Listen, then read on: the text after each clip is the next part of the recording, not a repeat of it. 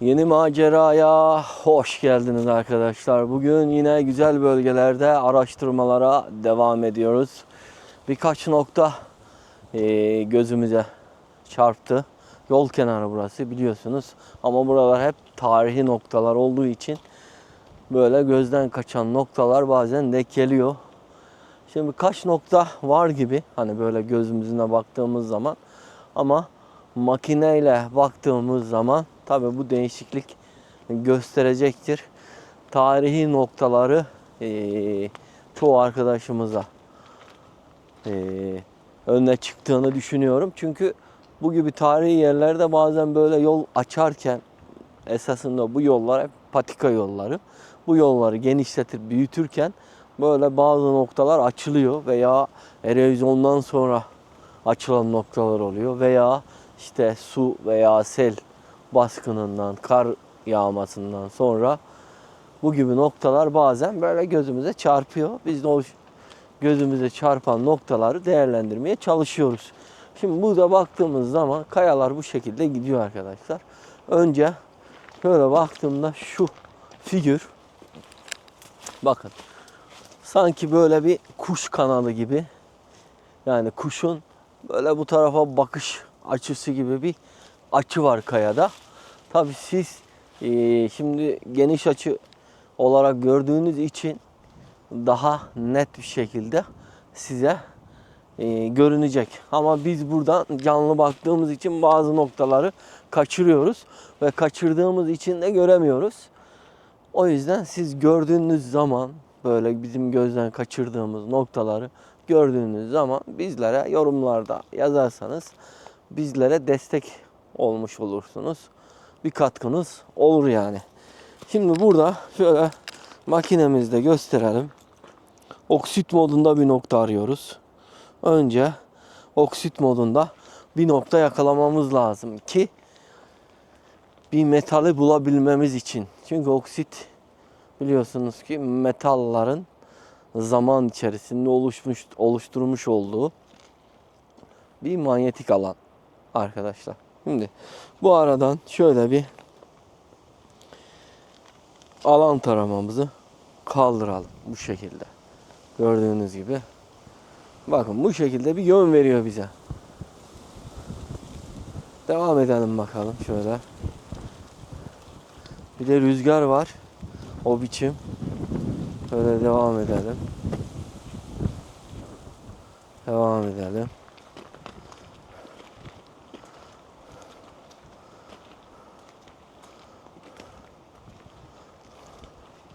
Devam ediyorum. Aynı zamanda analizlerini yapıyoruz buranın. Yani herhangi bir manyetik alan yakalayabileceğiz mi? Herhangi bir sinyal var mı? Yok mu? Onlara da bakmış oluyoruz aynı zamanda. Devam ediyorum şimdi. Bu makinede de çok arkadaşlarımız bize soruyor biliyorsunuz. Şimdi makineyi ilk seferde, yani böyle tam bu şekilde tutup ilk seferde kaldırdığınız zaman, dengeli bir şekilde kaldırırsanız hata yapma şansınız çok düşük arkadaşlar. Ama böyle ilk seferde kaldırırsanız, makine hata yaparsa bu hatayı siz de devam ettiriyorsunuz. Bilginiz olsun. Şimdi tekrardan bu şekilde kaldırıyorum yine. Yine aynen devam diyor. Gidiyorum o zaman bozmadan. Dengeyi bozmamak çok önemli biliyorsunuz. Bu şekilde geliyorum. Geliyorum. Hala gidiyorum. Bakın herhangi bir metal hala bir alan, yani aramış olduğumuz alanlara girmiyor. Ve girmediği için de acayip de bir rüzgar var. Görüyorsunuz. Kar, yağmur, boran devam. Durmak yok.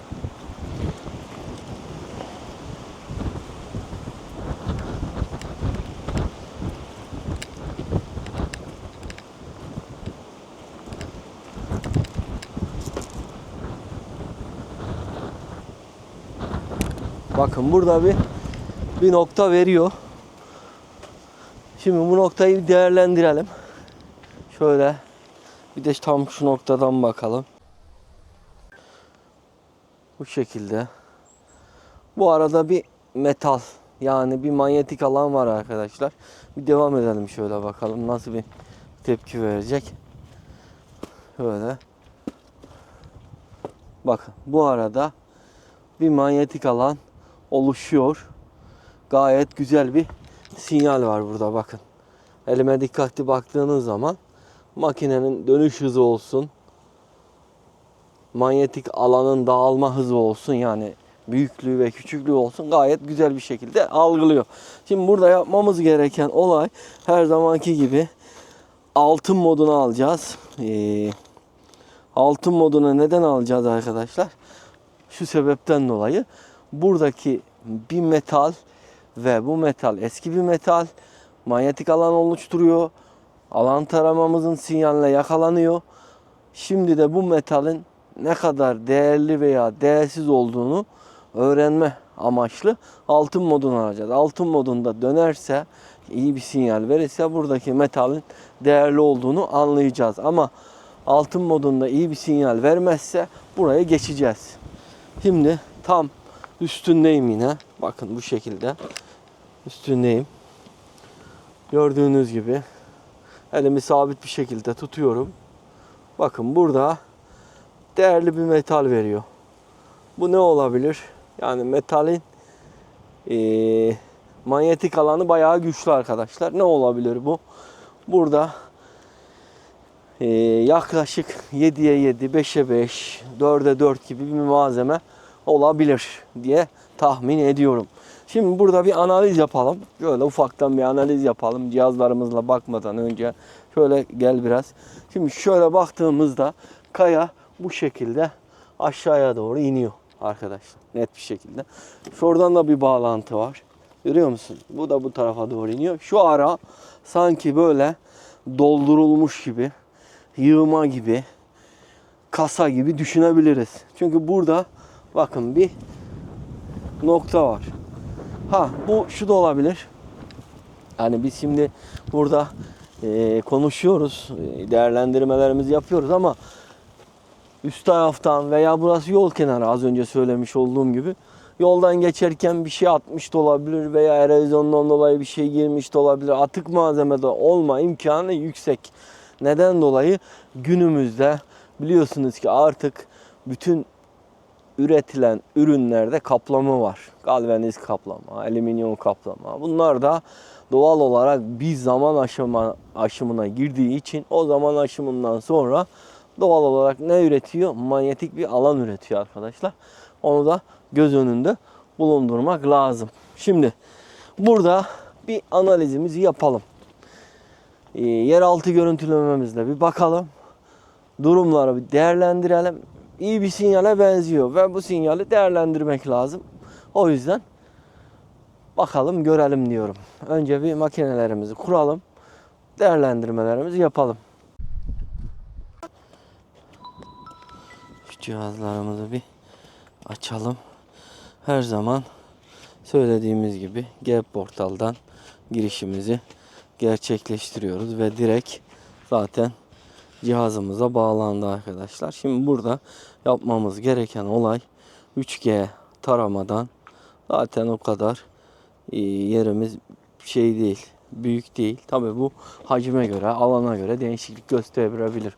10'a 10, 20'ye 20, 30'a 30. Biz burada 5'e 5 sadece bu kayanın şu aradan başlayıp şöyle 3 boyutlu bir görüntüsünü almaya çalışacağız. Sadece şu aradan 3 boyutlu bir görüntüsünü alacağız ve taş analizlerini yapacağız.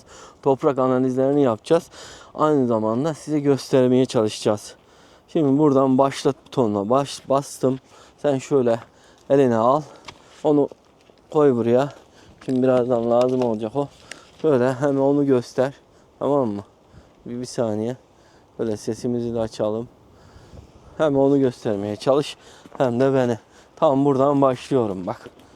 1 2 3 4 5 1 2 3 4 5 1 2, 3, 4 ve 5. 1, 2, 3, 4 ve 5. Doğru mu? 1, 2, 3, 4, 5. Bakalım şimdi şu cihazımıza. Bakın şu arada hemen bir kayıtımızı gerçekleştirelim. Görüyor musunuz arkadaşlar? Burada bir dağınıklık var. Şimdi bu dağınıklık tam nerede? Merkezde. Merkezde ama bu mineral dağınıklığı. Yani burada bir malzemenin olup olmadığı belli değil açıkçası. Şimdi buradan bir geri çıkıyoruz. Yine taramadan tam böyle noktayı belirlemek amacıyla 3'e düşürüyoruz.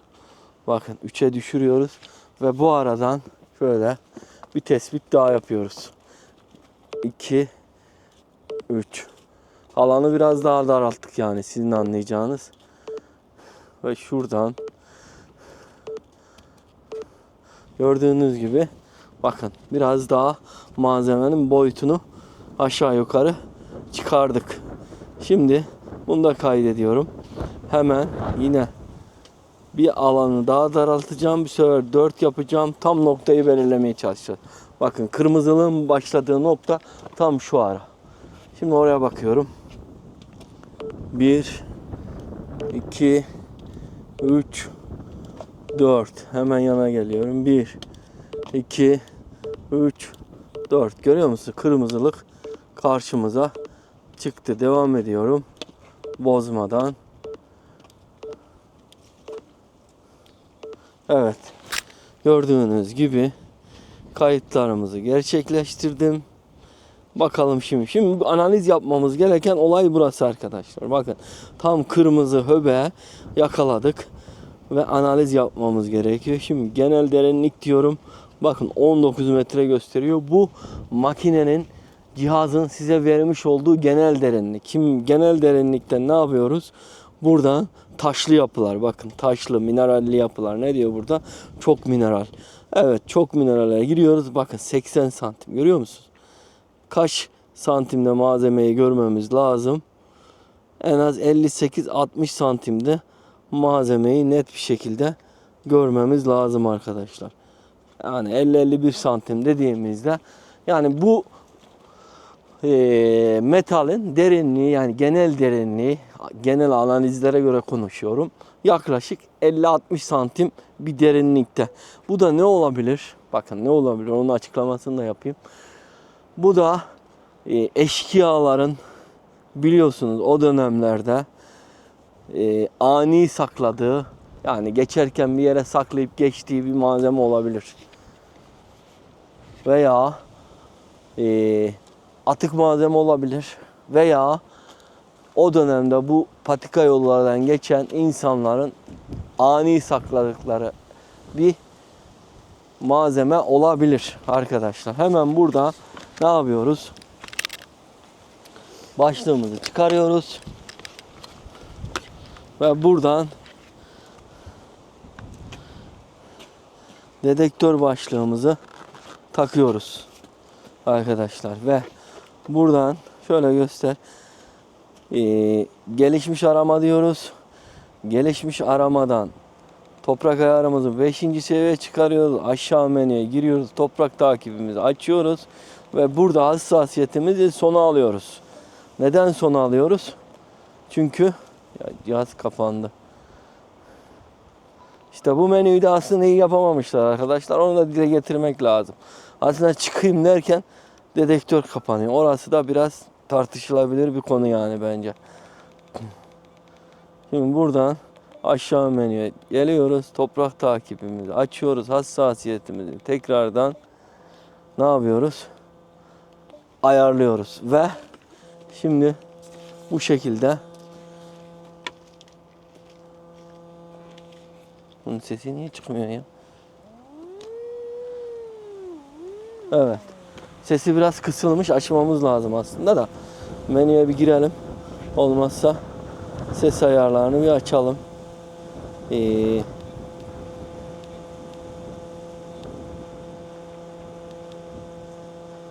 Ona bir ara bakarız. Şimdi şöyle bir bakalım arkadaşlar. Gördüğünüz gibi bakın. Sinyal burada %10. %10 değerli olarak bir sinyal veriyor burada. Dedektörümüzün biraz sesi kısılı kalmış arkadaşlar. Gördüğünüz gibi %10, %15. Tam şu noktayı gösteriyor ya bakın. Tam şu kayanın olduğu noktayı gösteriyor. Gördüğünüz gibi. Bir de şöyle bakalım. Üst taraftan herhangi bir sinyal var mı?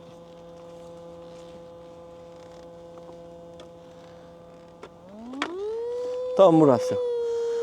Pek ümitli değilim açıkçası. Atık malzeme olması imkanı yüksek gibi duruyor ama yine de bir değerlendireceğiz. Buraya kadar gelmişiz. Şansımızı bir deneyelim olmazsa. Şimdi şunları bir kenara bırakalım. Kazmamızı, küreğimizi alalım, devyemizi alalım ve başlayalım. Böyle ufaktan bir giriyoruz.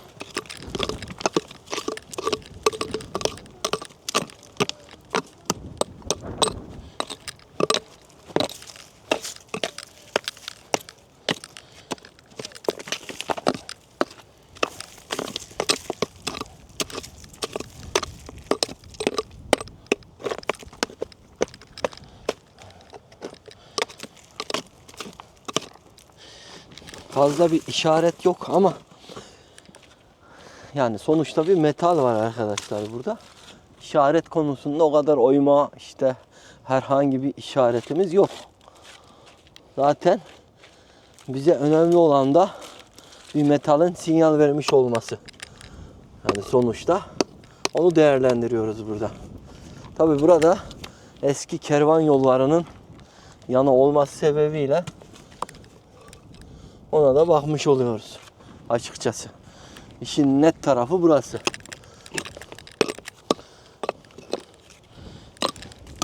Şu taş biraz ilgi çekiyor değil mi?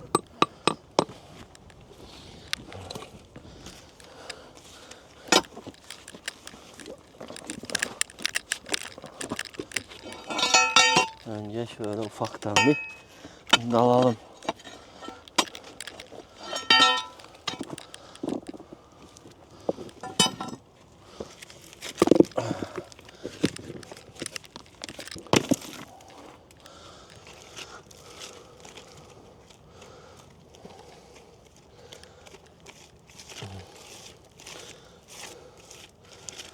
Bakarsanız güzel bir şey çıkabilir.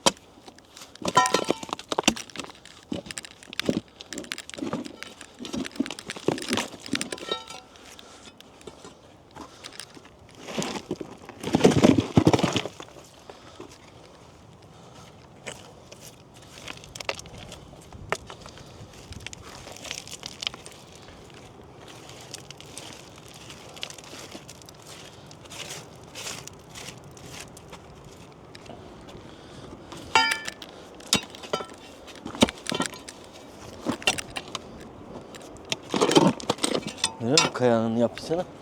Çok mineralli kayalar bunlar. Arkadaşlar görüyor musun?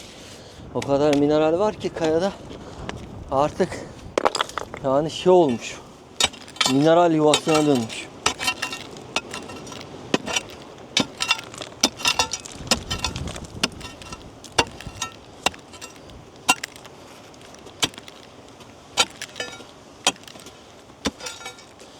Böyle bir bakalım dur.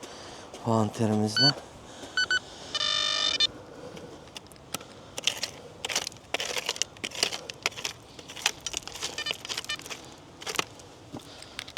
Neyi görüyor? Şunu koyalım kenara.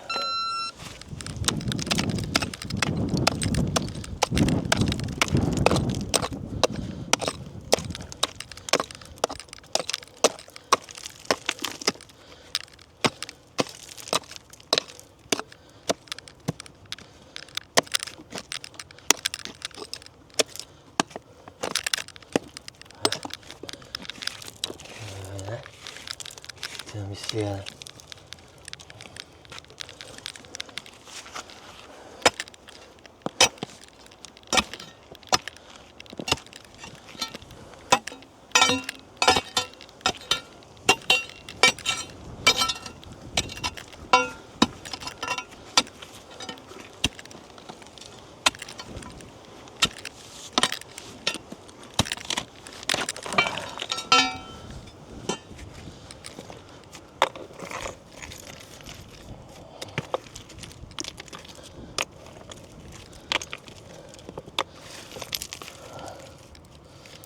Burada ne var?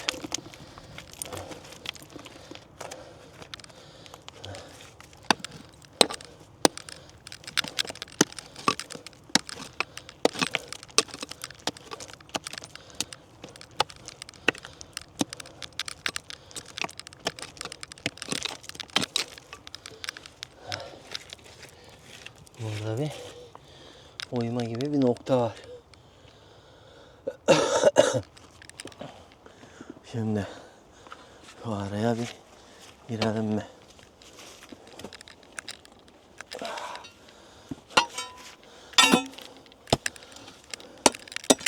Şurada bir boşluk var. Tam şu noktada. Bakın görüyor musun? Sesi duyuyor musun? Orada bir boşluk var.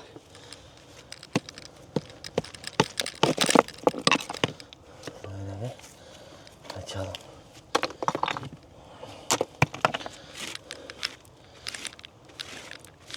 Burada ne var? Burada da bir boşluk var.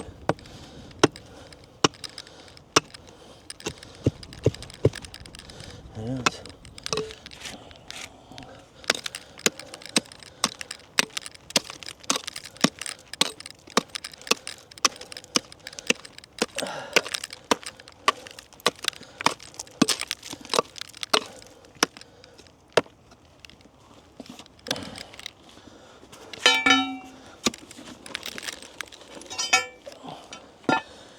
Ağır ağır giriyoruz içeriye doğru.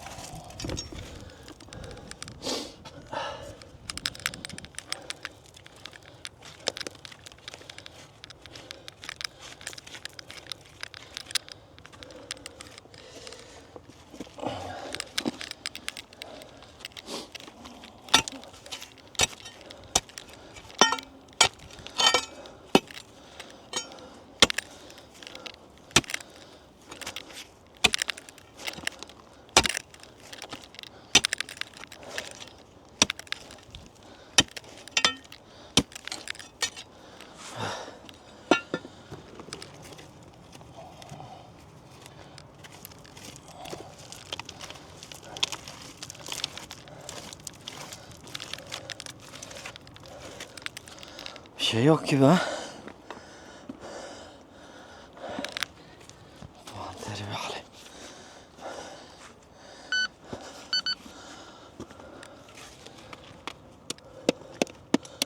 Bunun altında mı acaba ya?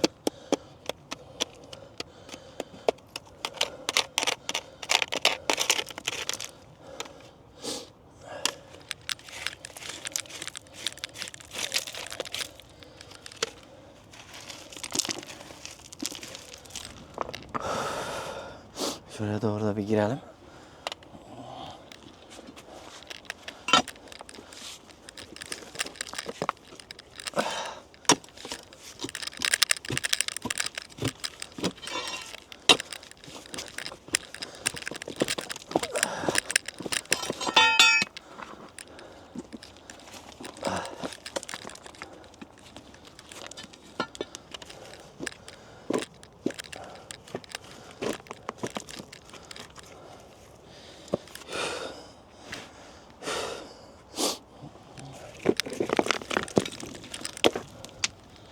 Burada ne var?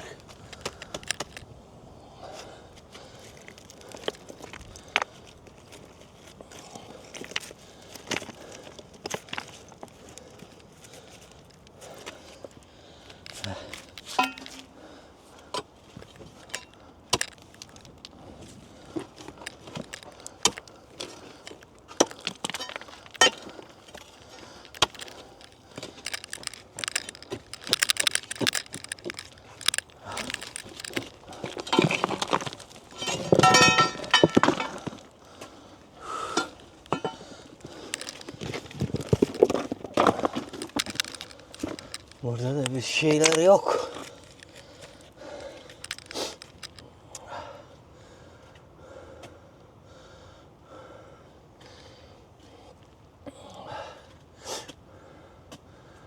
Vay vay vay vay. Vay vay vay.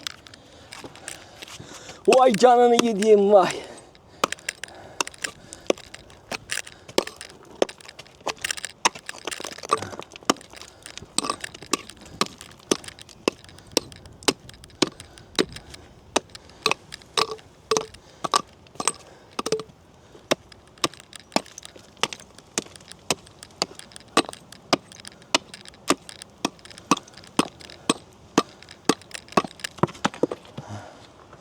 Minerallere bakar mısın? Her yer mineral. Mineral bombası gibi aynı.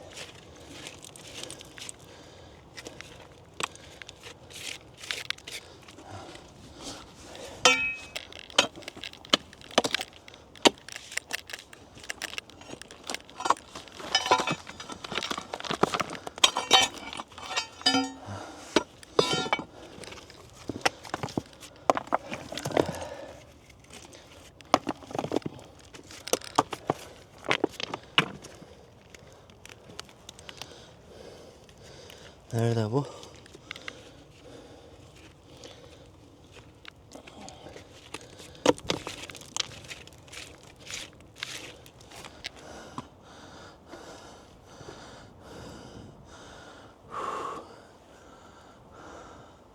Şu arada bak bir nokta var. Bunun içerisinde mi acaba? Şurada mı ya da? Çünkü burada bir şey yok. Sinyal aldığımız nokta burası.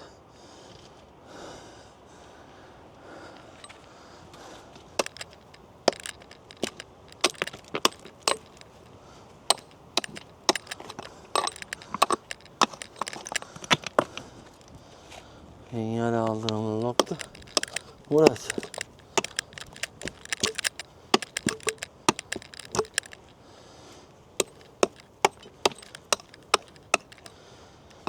Şurada olabilir. Şuraya bir bakalım.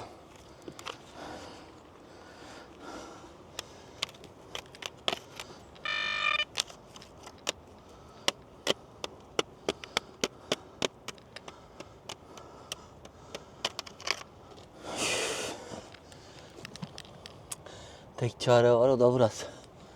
Başka çare yok. Çünkü buralarda yok, gördüğünüz gibi açtık buraları. Yaklaşık bir 50-60 santim indik. Herhangi bir şeye rastlayamadık. Acaba kayanın içinde bir oyma mı var?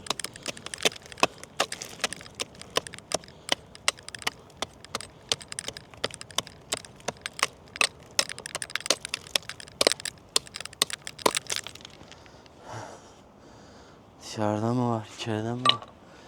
Bilmiyoruz. Burayı kırmamız lazım. Şey var mı Murçu? Ver bakayım şimdi Murçu bir.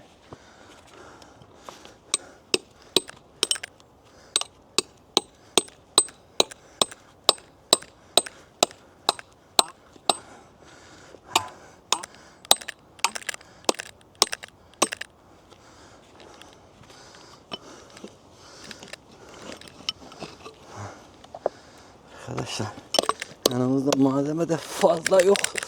Böyle bir şey denk geleceğini düşünmüyorduk ya. Ha?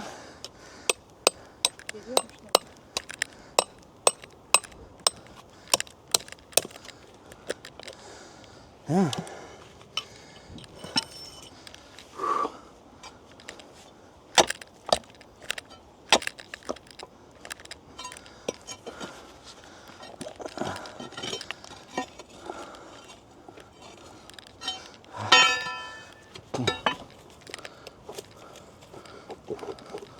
Görüyor musun?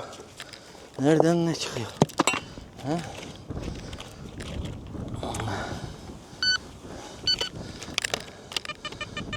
Gördün mü? Malzeme burada. Tam da dediğin gibi.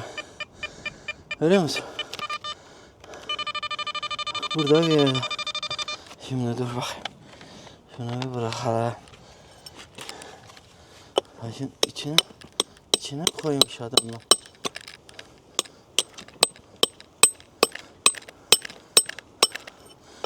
Taşın içine koymuş.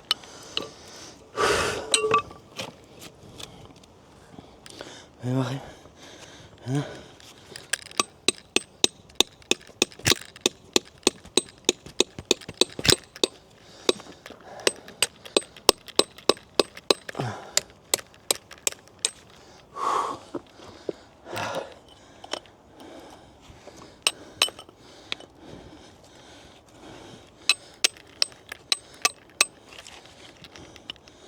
Abi çamura bak. Her taraf çamur.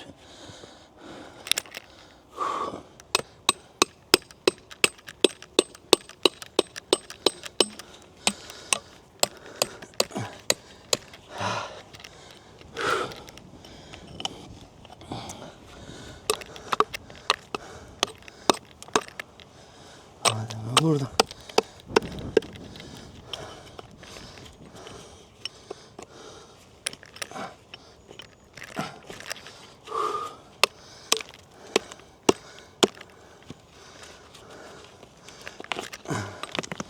Gördün mü? Malzeme nereden çıkıyor bak arkadaşlar. Görüyor musun?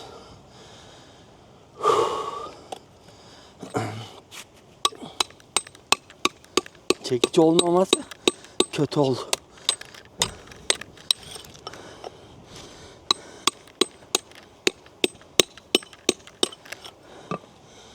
Ha? Değil mi? Ha?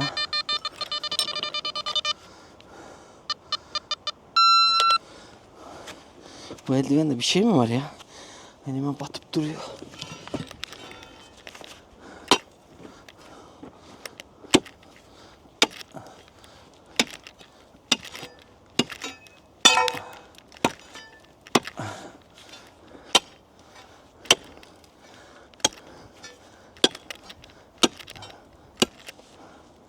Tam şurada ya.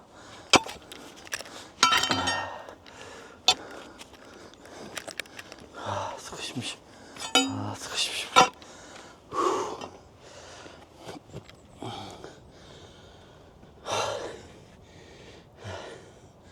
Malzeme nerede?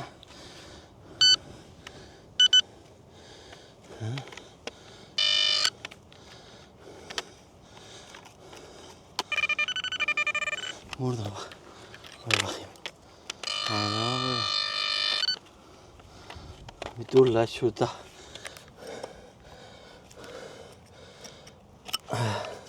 Görüyor musun taşın arasına sokmuş bak.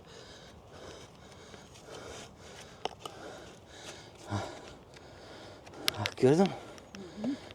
Orada. Malzeme burada. Çıkacakmış öyle bir deneye.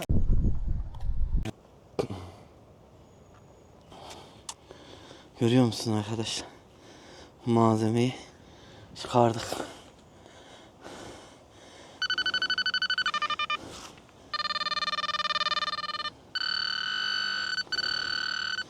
Değerli bir şey. İki taşın arasında bak. Gördün mü? İki taşın arasında. Bu Roma dönemi büyük ihtimal bir malzeme. Gördüğünüz gibi arkadaşlar bayağı zarar görmüş. Altın gibi duruyor ama bayağı da ağır. Altın olma imkanı daha yüksek gibi. Başka bir şey var mı? Başka da bir şey yok. Bu kadar. Görüyorsunuz. Yine güzel bir eser bulduk. Hatta biz ölçümlerimizi yaparken malzeme burada taşın tam iki taşın arasındaymış. Biz şöyle vurunca orası açıldı zaten. Açılınca da böyle güzel bir heykel çıktı. Bunu yıkamamız lazım arkadaşlar. Çok çamur çünkü. Çamur olduğu için ne kadar da yıkasak burada çıkmaz. Tel fırça falan gerekiyor bunu. Bu şekilde açabilmemiz için. Güzel bir malzeme. Başta da düşündüğüm gibi atık bir malzeme bekliyordum açıkçası. Çünkü buralarda çok atık malzeme de çıkıyor arkadaşlar. Bunu da belirtmemiz lazım. Çünkü analizleri iyi yapmamız gerekiyor. Cihazlarımız güzel olması gerekiyor.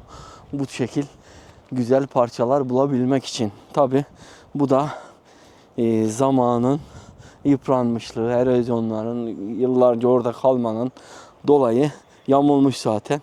Görüyorsun, yamuk ve belli bir hale gelmiş. Yani altın gibi duruyor çünkü oksitlenmemiş. Orijinal rengine yakın bir şekilde duruyor. O da güzel bir haber. Çünkü biliyorsunuz ki altın oksitlenmez, kararır. Ama diğer malzemeler, bronz, tunç gibi eserler, onlar oksitlenir. Şimdi burada güzel bir çalışma yaptık. Büyük ihtimal dediğim gibi yoldan geçerken, böyle o dönemlerde yoldan geçerken taşın arasına koyulmuş olabilir. Tekrar gelip bulma amacıyla, veya o zaman koyduğu zaman tekrar gelemedi veya koyduğu yeri bulamadı veya yukarıdan düştü, taşın arasına da girmiş olabilir. Çünkü bayağı uğraştık yani, hemen öyle çıkmadı taşın arasından. O yüzden ne diyoruz arkadaşlar? Görülmeyenleri görmeye, bulunmayanları bulmaya devam ediyoruz. Sizleri seviyoruz. Yeni videolarda, yeni maceralarda buluşmak dileğiyle diyoruz. Hoşça kalın, selametle kalın.